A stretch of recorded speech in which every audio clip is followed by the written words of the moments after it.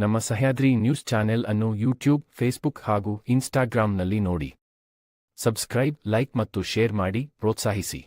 ಶಿವಮೊಗ್ಗ ಜಿಲ್ಲಾ ಮಡಿವಾಳ ಸಮಾಜ ಸಂಘದ ಪ್ರಧಾನ ಕಾರ್ಯದರ್ಶಿ. ಮಡಿವಾಳ ಸಮಾಜ ಸಂಘ ಇಡೀ ಕರ್ನಾಟಕ ರಾಜ್ಯದಲ್ಲಿಯೇ ಚುನಾವಣಾ ಪ್ರತಿನಿಧಿಗಳನ್ನ ಹೊಂದಿರತಕ್ಕಂತಹ, ನಮ್ಮ ಸಮುದಾಯದ ಚುನಾವಣಾ ಪ್ರತಿನಿಧಿಗಳನ್ನು ಹೊಂದಿರತಕ್ಕಂತಹ ಏಕೈಕ ಜಿಲ್ಲಾ ಸಂಘ ಅಂತ ಹೇಳಲಿಕ್ಕೆ ನನಗೆ ಹೆಮ್ಮೆಯಿಂದ ಹೇಳಲಿಕ್ಕೆ ಇಚ್ಛೆ ಪಡ್ತೇನೆ.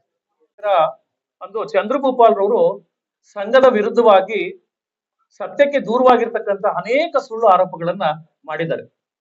ಅದ್ರ ಬಗ್ಗೆ ನಾವು ಸ್ಪಷ್ಟೀಕರಣ ಕೊಡ್ಬೇಕಾಗ್ತದೆ. ಸಮಾಜದ ಎಲ್ಲರೂ ಕೇಳ್ತಾ ಇದ್ದಾರೆ, ಎಲ್ಲರೂ ಕೂಡ ನೀವೆಲ್ಲ ಒಗ್ಗಟ್ಟಾಗಿದ್ದೀರಾ, ಎಲ್ಲ ತಾಲೂಕ್ ಸಂಘದವರು, ಜಿಲ್ಲಾ ಸಂಘದವರು, ವೃತ್ತಿ ಸಂಘದವರು, ನೌಕರರು ಎಲ್ಲರೂ ಒಟ್ಟಿಗಿರ್ಬೇಕಾದ್ರೆ ಅವರು ಸುಮ್ಮನೆ ಯಾರೋ ಒಂದು ಚುನಾವಣೆಯಲ್ಲಿ ಸೋತಿರ್ತಕ್ಕಂಥವ್ರು, ಸಂಘದಿಂದ ಅಮಾನತಾಗಿರ್ತಕ್ಕಂತಹ ವ್ಯಕ್ತಿ ಆ ರೀತಿಯಾಗಿರ್ತಕ್ಕಂತಹ ಸುಳ್ಳು ಆರೋಪಗಳನ್ನು ಮಾಡಿದ್ದಾರೆ. ಅದರ ಸ್ಪಷ್ಟೀಕರಣವನ್ನು ಕೊಡ್ಲಿಕ್ಕೆ ನಾವು ಈ ಸಂದರ್ಭದಲ್ಲಿ ಸೇರ್ಕೊಂಡಿದ್ದೇವೆ. ನಮ್ಮ ಸಮಾಜದ ಹಿತಾಸಕ್ತಿಯನ್ನ ಗೊಂದಲವನ್ನು ಉಂಟು ಮಾಡ್ಲಿಕ್ಕೆ ಪ್ರಯತ್ನ ಪಡ್ತಾ ಇದ್ದಾರೆ. ಅದನ್ನ ನಾವು ಖಂಡಿಸ್ತೇವೆ. ಮಡಿವಾಳ ಸಮಾಜ ಈ ಸಂದರ್ಭದಲ್ಲಿ ಖಂಡಿಸ್ತಾ ಇದೆ. 2011ರಿಂದ ಅವರು ಸಮಾಜ ಜೊತೆಗಿದ್ದೀನಿ, ಒಟ್ಟಿಗಿದ್ದೀನಿ ಅಂತ ಹೇಳಿ ಆ ದಿನ ಪತ್ರಿಕಾಗೋಷ್ಠಿಯಲ್ಲಿ ಹೇಳಿದ್ರು. ಆ ಚಂದ್ರಭೂಪಾಲ್ ಅವ್ರಿಗೆ ನಾವು ನೇರವಾಗಿ ಪ್ರಶ್ನೆ ಮಾಡ್ತೇವೆ, ನೀವು 2011ರಿಂದ ಒಟ್ಟಿಗಿದ್ದು ಮಾಡಿರ್ತಕ್ಕಂತಹ ಕೆಲಸ ಕಾರ್ಯಗಳೇನು, ಸಮಾಜಕ್ಕೆ ನಿಮ್ಮ ಕೊಡುಗೆಗಳೇನು? ಈಗಾಗ್ಲೇ 5-6 ವರ್ಷಗಳಿಂದ ಅವರನ್ನ ಸಂಘದಿಂದ ಅಮಾನತ್ ಮಾಡಿದ್ದಾರೆ. ಅಮಾನತಾದ ವ್ಯಕ್ತಿ ಸಂಘ ಜೊತೆಗೆ ಇಟ್ಕೊಂಡು ಹೇಗ್ ಮಾಡ್ಲಿಕ್ಕೆ ಸಾಧ್ಯ ಆಗ್ತದೆ ಕೆಲಸ ಕಾರ್ಯನ? ಒಂದು ಗುರುತರವಾಗಿರ್ತಕ್ಕಂಥ ಆರೋಪವನ್ನು ಮಾಡಿದ್ದಾರೆ. ಆ ದಿನದ ಪತ್ರಿಕೆಗಳಲ್ಲಿ 3 ಲಕ್ಷದ ಹಣವನ್ನ ದುರುಪಯೋಗ ಮಾಡ್ಕೊಂಡಿದ್ದಾರೆ ಸಂಘದ ಅಧ್ಯಕ್ಷರಾಗಿರ್ತಕ್ಕಂಥ ಸದಾಶಿವಪ್ಪನವರು, ಕಾರ್ಯದರ್ಶಿಯವರು ಅಂತ ಹೇಳ್ತಾರೆ. ಬಂಧುಗಳೇ, ನಾವು ಸ್ಪಷ್ಟವಾಗಿ ಹೇಳ್ತಾ ಇದ್ದೇನೆ, ಇದುವರೆಗೂ ನಾವು 1.5 ವರ್ಷದಿಂದ ನಮ್ಮ ಕಾರ್ಯಕಾರಿ ಸಮಿತಿ ಅಸ್ತಿತ್ವಕ್ಕೆ ಬಂದು 1.5 ವರ್ಷ ಆಯ್ತು. ಸಂಘದ ಬ್ಯಾಂಕ್ ಖಾತೆಯಿಂದ 1 ನಯಾ ಪೈಸೆ ಕೂಡ ಬಿಡಿಸಿಲ್ಲ. ಯಾಕೆ ಅಂತ ಹೇಳಿದ್ರೆ, ಹಿಂದಿರ್ತಕ್ಕಂತಹ ಆಡಿಟ್ ರಿಪೋರ್ಟ್ಗಳಲ್ಲಿ, ಹಿಂದಿರ್ತಕ್ಕಂಥ ವ್ಯವಹಾರಗಳಲ್ಲಿ ಏನಾದ್ರು ಗೊಂದಲಗಳಿದ್ರೆ ಅದನ್ನ ರಿಆಡಿಟ್ ರಿಪೋರ್ಟ್ ಕೊಟ್ಟಿದ್ದೇವೆ. ಅದು ಬಂದ ಮೇಲೆ ನಂತರದಲ್ಲಿ ನಾವು ಬ್ಯಾಂಕ್ ವ್ಯವಹಾರ ಮಾಡ್ಬೇಕಂತ ಹೇಳಿ ನಮ್ಮ ಕೈಯಿಂದ ಸ್ವಂತ ಹಣ ಹಾಕೊಂಡು ಅನೇಕ ಕಾರ್ಯಕ್ರಮಗಳನ್ನ ನಾವು ನಡೆಸಿದ್ದೇವೆ. ಆ ಎಲ್ಲ ನಾವು ನೇರವಾಗಿ ಕೇಳ್ತಾ ಇದ್ದೇವೆ, ಮಡಿವಾಳ ಸಮಾಜಕ್ಕೆ ಅವರು ನೇರವಾಗಿ ಬಹಿರಂಗವಾಗಿ ಕ್ಷಮೆ ಯಾಚನೆ ಮಾಡ್ಬೇಕಾಗ್ತದೆ.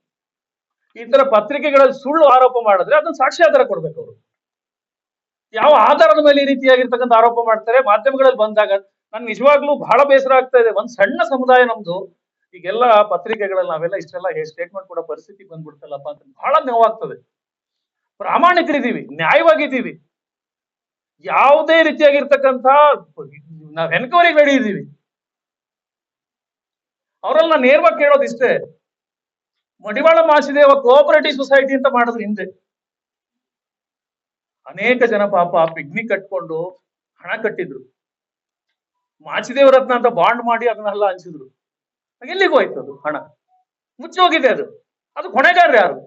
ಈ ಸಂದರ್ಭದಲ್ಲಿ ನಾವು ಈಗಾಗ್ಲೇ DRO ಅವ್ರಿಗೆ ಮತ್ತೆ ವಿನೋಬ್ ನಗರ ಸ್ಟೇಷನ್ಗೆ ಇವತ್ತು ಕಂಪ್ಲೇಂಟ್ ಕೊಡಕ್ ಹೊರಟಿದ್ವಿ ನಾವು. ಯಾಕೆ ಅಂತ ಹೇಳಿದ್ರೆ ಸೂಕ್ತ ತನಿಖೆ ಆಗ್ಬೇಕು ಸರ್. ಸಣ್ಣ ನಮ್ಗೆ ಗೊತ್ತಿದ್ರು ವೃತ್ತಿನ ಬದುಕೊಂಡು ಬದುಕ್ತಾ ಇರ್ತಕ್ಕಂಥ ಜನ ನಾವು. ಅಂತ ಜನಗಳ ಹಣ ಈ ತರ ಎಲ್ಲ ದುರುಪಯೋಗ ಆಗಿದೆ ಅಂತ ಹೇಳಿದ್ರೆ ನಮ್ಮ ಸಮಾಜ ಸ್ಥಿತಿ ಎಲ್ಲಿಗೆ ಹೋಗ್ಬೇಕಾಗ್ತದೆ? ನಾವು DCC ಬ್ಯಾಂಕ್ ಅಧ್ಯಕ್ಷ ಮಂಜುನಾಥ್ ಗೌಡ್ರಿಗೂ ಕೂಡ ನಾವು ವಿನಂತಿ ಕೊಡಿಸ್ತಾ ಇದ್ದೇವೆ.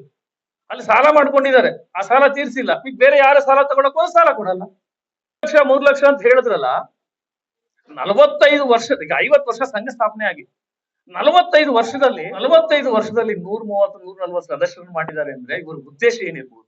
ಇಡೀ ಜಿಲ್ಲೆನಲ್ಲಿ ಕನಿಷ್ಠ ನಮ್ಮಲ್ಲಿ ಈಗಿನ ಪರಿಸ್ಥಿತಿಗೆ 5 ಲಕ್ಷ ಜನ ನಾವು ಮಡಿವಾಳ ಸಮುದಾಯದಲ್ಲಿ, ಸೊರಬ ಸಾಗರದಲ್ಲಿ ಯಥೇಚ್ಛ ಜನ ಇದ್ದಾರೆ ನಮ್ಮ. ಇಡೀ ಜಿಲ್ಲೆಗೆ 130 ಜನ ಮಾಡಿದ್ದಾರೆ ಅಂದ್ರೆ ಇವ್ರ ಸಾಧನೆ ಯಾವ ಮಟ್ಟಕ್ಕೆ ಇರ್ಬೇಕು? 120-130 ಜನ ಮಾಡಕ್ಕೆ ಇವ್ರು 3 ಲಕ್ಷ ದುಡ್ಡು ಸದಸ್ಯತ್ವ ಠೇವಣಿ ಇಟ್ಟಿದ್ರು. ಕ್ಯಾಲ್ಕುಲೇಷನ್ ಬೇಡವಾ ಹೇಳಲಿಕ್ಕಾದ್ರು? ಅವ್ರ ಜೊತೆಗೆ ಕೂತಿದ್ರ ಅವತ್ತು ಪತ್ರಿಕಾಗೋಷ್ಠಿನಲ್ಲಿ ಬಾಲಾಜಿ ಅಂತ ಹೇಳಿ ಹಿಂದಿನ ಕಾರ್ಯಕಾರಿ ಸಮಿತಿಲಿ ಇರ್ತಕ್ಕಂಥ ಖಜಾಂಚಿ ಅವರು. ಅವ್ರು ಕೇಳ್ಬೋದಿತ್ತಲ್ಲ, ಎಷ್ಟಿತ್ತಪ್ಪ ಹಣ, ಏನಾಯ್ತು ಅಂತ. ಈ ತರದ ಗೊಂದಲದ ಹೇಳಿಕೆಯನ್ನು ಸೃಷ್ಟಿ ಮಾಡಿ ಸಮಾಜದಲ್ಲಿ ಬರೀ ಒಡಕನ್ನು ಉಂಟು ಮಾಡತಕ್ಕಂಥದ್ದು ಹೋದ್ರೆ ಸಮಾಜ, ಸಣ್ಣ ಸಮಾಜ ನೋಡೋಕ್ ನಗ್ತಾರೆ. ಅವ್ರಿಗೆ ಹಾಸ್ಟೆಲ್ ವ್ಯವಸ್ಥೆ ಇಲ್ಲ. ಹಾಸ್ಟೆಲ್ ವ್ಯವಸ್ಥೆಗೆ ಅವ್ರಿಗೆ ಎಷ್ಟೆಲ್ಲ ಪರದಾಡ್ತಾ ಇದ್ದಾರೆ. ಸರ್ ನಾವು ಸೇರಿಸ್ತೇವೆ ಸರ್, ಆದ್ರೆ ನಮ್ಗೆ ಹಾಸ್ಟೆಲ್ ಸಿಗಲ್ಲ. ಎಲ್ಲ ಪ್ರಬಲ ಸಮುದಾಯಗಳ ನಡುವೆ ನಾವು ಹೋರಾಟ ಮಾಡಕ್ ಆಗ್ತಾ ಇಲ್ಲ, ದಯಮಾಡಿ ಒಂದು ಹಾಸ್ಟೆಲ್ ಮಾಡಿ ಅಂತ ಕೇಳ್ತಾರೆ. ತಾಲೂಕ್ ಸಂಘಗಳಿದಾವ, ಜಿಲ್ಲೆಯಲ್ಲಿರ್ತಕ್ಕಂಥ ವೃತ್ತಿ ಸಂಘ ಇದೆ, ನೌಕರ ಸಂಘ ಇದೆ.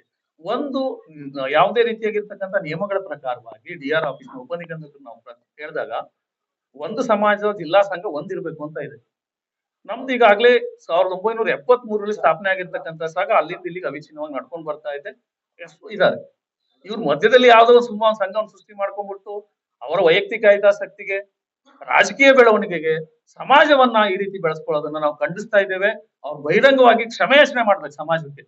ಅಲ್ಲಿ ಅನೇಕ ಲೋಪಗಳಿದಾವೆ, ಅದನ್ನ ನಾವು ರಿಯಾಲಿಟಿ ಕೊಡ್ತಾ ಇದೀವಿ, ಕೊಟ್ಟಾಗಿದೆ. ಈಗ ಅದನ್ನ ವರದಿಗೆ ವೆಯ್ಟ್ ಮಾಡ್ತಾ ಇದೀವಿ ಅಂತ ಸುಮ್ನೆ ಅವತ್ತು ಪತ್ರಿಕಾಗೋಷ್ಠಿಯಲ್ಲಿ ಹೇಳ್ತಾರೆ, ನಾವು ಪ್ರತಿಭಟನೆ ಮಾಡಿದ್ವಿ, ಗಲಾಟೆ ಮಾಡಿದ್ವಿ ಅಂತ. ಈ ತರದ ಸುಳ್ಳು ಆರೋಪಗಳನ್ನ ಹೇಳೋದ್ರಿಂದ ಅವ್ರಿಗೆ ಆಗ್ತಕ್ಕಂಥ ಲಾಭ ಏನು ಅಂತ ನಮ್ಗೆ ಗೊತ್ತಾಗ್ತಾ ಇಲ್ಲ. ಅನ್ನಪೂರ್ಣ ಅಮ್ಮನವರ ವರದಿಯನ್ನ ಜಾರಿ ಮಾಡ್ಲಿಕ್ಕೆ ಈ ಸಂದರ್ಭದಲ್ಲಿ ಸರ್ಕಾರಕ್ಕೆ ಒತ್ತಾಯ ಮಾಡ್ತಾ ಇದ್ದೇವೆ. ನಮ್ಮ ಸಮಾಜವನ್ನ ಪರಿಶಿಷ್ಟ ಜಾತಿಗೆ ಸೇರ್ಪಡೆಗೊಳಿಸಬೇಕು ಅಂತ ಹೇಳಿ ಈ ಸಂದರ್ಭದಲ್ಲಿ ಒತ್ತಾಯ ಮಾಡ್ತಾ ಇದ್ದೇವೆ, ಮನವಿ ಸಲ್ಲಿಸ್ತಾ ಇದ್ದೇವೆ. ಹಾಗೆ ಮುಖ್ಯವಾಗಿರ್ತಕ್ಕಂತಹ ಕೊನೆಯ ಒಂದು ವಿಚಾರವನ್ನ ನಿಮ್ಮಲ್ಲಿ ಈ ಸಂದರ್ಭದಲ್ಲಿ ಇಷ್ಟು ಹೇಳಿಕ್ಕೆ ಇಷ್ಟಪಡ್ತೇನೆ. ಕಳೆದ 50 ವರ್ಷದಲ್ಲಿ ಸಂಘದ ಸದಸ್ಯ ಸಂಖ್ಯೆ ಕೇವಲ 317 ಇತ್ತು. ಇವತ್ತು ಅದನ್ನ ನಾವು 2000 ಹೆಚ್ಚಿಸಬೇಕು ಅಂತ ಹೇಳಿ ಬೈಲಾ ತಿದ್ದುಪಡಿ ಮಾಡಿ 2500 ಸದಸ್ಯತ್ವ ಶುಲ್ಕ ಇತ್ತು. ಆನಂತರ 1500 ಮಾಡಿದ್ರು. ಈಗ ನಾವು ಕೇವಲ 500 ರೂಪಾಯಿ ಸದಸ್ಯತ್ವ ಶುಲ್ಕವನ್ನು ಮಾಡಿ ಜಿಲ್ಲೆಯಾದ್ಯಂತ ಎಲ್ಲ ಸಮಾಜ ಬಂಧುಗಳನ್ನ ಸದಸ್ಯತ್ವವನ್ನು ನೀಡಿ ಸಮಾಜದ ಅಭಿವೃದ್ಧಿಗೆ ನಾವೆಲ್ಲ ಶ್ರಮಿಸಬೇಕು ಅನ್ನೋದನ್ನ ನಾವು ಪಣ ತೊಟ್ಟಿದ್ದೇವೆ. ಆ ನಿಟ್ಟಿನಲ್ಲಿ ನಾವು ಕಾರ್ಯನಿರ್ವಹಿಸ್ತೇವೆ ಅಂತ ಹೇಳಿಕ್ಕೆ ಇಷ್ಟಪಡ್ತೇನೆ.